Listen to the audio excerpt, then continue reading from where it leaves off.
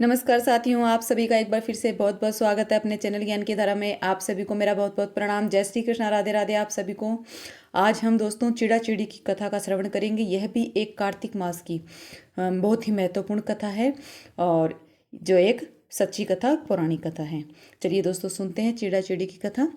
सास ने बहू से कहा कि बहू, कार्तिक मास के पूरे महीने चिड़ियों को दाना डालना चाहिए और व्रत के समापन पर मंदिर में खिचड़ी चढ़ाकर निम्न कथा अवश्य सुननी चाहिए।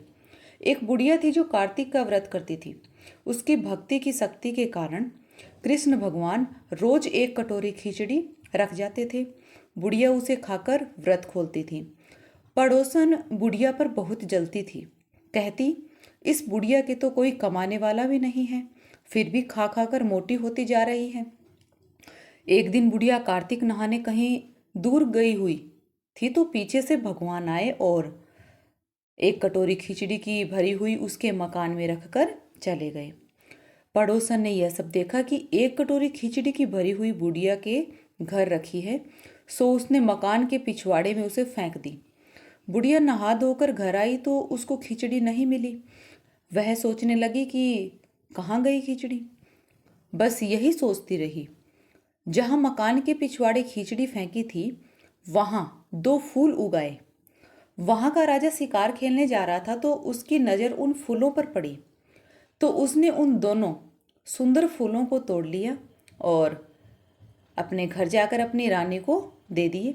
रानी ने उन्हें सूंघा, तभी से रानी गर्भवती रह गई। राजा रानी के कोई संतान नहीं थी। उन्हें इस बात की बहुत प्रसन्नता हुई। फिर कुछ समय बाद रानी के दो पुत्र हुए। जब वे थोड़े बड़े हुए तो राजा रानी यह देखकर बहुत दुखी हुए कि वे किसी से कुछ बोल नहीं सकते थे। ज्ञानी ध्यानी वैद्य तांत्रिक कुछ भी नहीं कर सके। बड़े होने पर वह बच्चे घोड़े पर सवार होकर घूमने गए तो उनको वह बुढ़िया मिली जो बार बार एक ही रट लगाए जा रही थी कि कहाँ गई मेरी खिचड़ी, कहाँ गया मेरा बेला। जब भी वह दोनों राजकुमार घूमने निकलते वह बुढ़िया रोज यही कहती हुई मिलती। एक दिन संयोग से दोनों राजकुमार जो कभी बोलते नहीं थे वह बोल उठे कि हम ही तो हैं तेरी खिचड़ी तेरा बेला। यह देखकर लोगों ने राजा को जाकर बताया कि दोनों राजकुमारों को बोली आ गई है, अर्थात बोलने लग गए।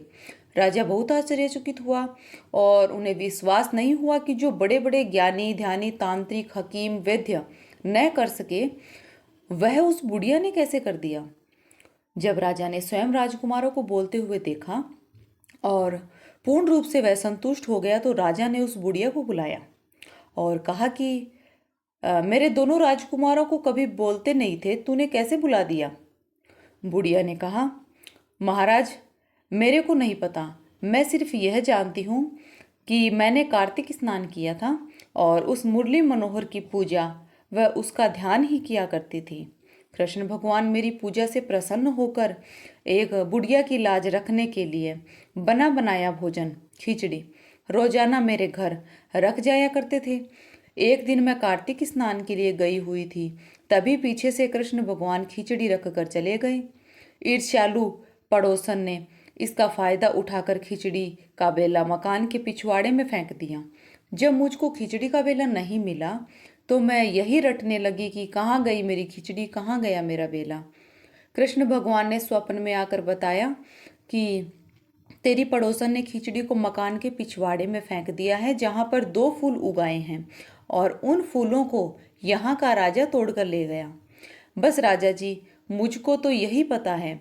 हाँ, एक दिन अनायास ही मैं यह रटती जा रही थी कि कहाँ गई मेरी खिचड़ी, कहाँ गया मेरा बेला, तो यह दोनों राजकुमार बोल उठे कि हम ही तेरी खिचड़ी और बेला है। तब राजा सब कुछ समझ गया कि ये ही वह दोनों फूल है जो मैंने पिछवाड़े से तोड़े थे।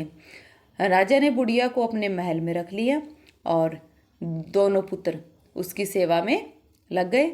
राजा ने उसकी पड़ोसन को महल में बुलाकर दंड दिया और कहा कि आज के बाद में किसी की भक्ति भंग मत करना। हे कृष्ण मुरारी, जिस प्रकार एक बुढ़िया अनाथ की लाज रखी उसी प्रकार हम सब भक्तों की भी लाज रखना। जय हो कृष्ण मुरारी कृष्ण ठाकुर जी की।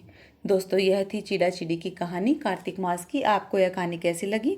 अच्छी लगी हो तो इसे एक लाइक और अपने परिवार में भी अन्य लोगों सदस्यों को शेयर जरूर करें, ताकि वह भी इस कथा को सुनकर इसका पुण्य लाभ प्राप्त कर सके। और कमेंट सेक्शन में एक बार जय कृष्ण मुरारी, जय कार्तिक ठाकुर महाराज अवश्य लिखें। और आपके अपने इस चैनल ज्ञान की धारा को सब्सक्राइब जरूर कर लें। जो अभी मेरे नए भाई बहन हैं जिन्होंने अभी तक सब्सक्राइब नहीं किए हैं, माताएं बहनें, वह भी इस चैनल को जरूर से सब्सक्राइब कर बेल आइकन पर क्लिक करके ऑल नोटिफिकेशन पर क्लिक कर दे, ताकि आपको मेरी ऐसी ही नई आने वाली ज्ञानवर्धक वीडियो और कथा का नोटिफिकेशन सबसे पहले मिलता रहे। तो चलिए दोस्तों, मिलते हैं अब एक नई वीडियो में एक नई कथा के साथ। तब तक के लिए आप सभी को मेरा प्रणाम। जय श्री कृष्णा, राधे राधे आप सभी दोस्तों को।